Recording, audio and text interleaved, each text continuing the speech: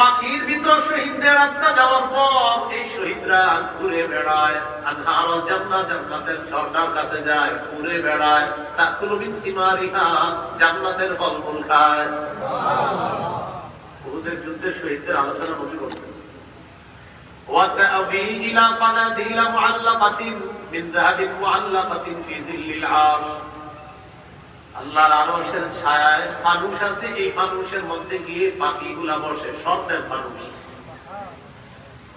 পাখিগুলা সেখানে বসার পর নবীজি বলেন, ফালাম্মা ওয়াজাদু তিবা মাকালিহিম ওয়া মাশরাবিহিম ওয়া মাকিলিহিম, তারা যখন তাদের মনোভূত খাবার পায়, মনোভূত পানি পায়, মনোভূত বাসস্থান পেয়ে গেল, তখন তারা বলে, ফাইয়ুবাল্লিগু আন্না ইখওয়ানানা, আমাদের যে এত ভালো অবস্থা, কে আমাদের এই অবস্থাগুলো আমাদের ভাইদেরকে জানায় দিবে? সুবহানাল্লাহ। আবার বলছি, তারা বলতেছে উহুদ যুদ্ধের শহীদরা যে আমরা এত আনন্দে আছি, আমাদের খবরটা দুনিয়াতে যদি কেউ দিতে পারত। কেন?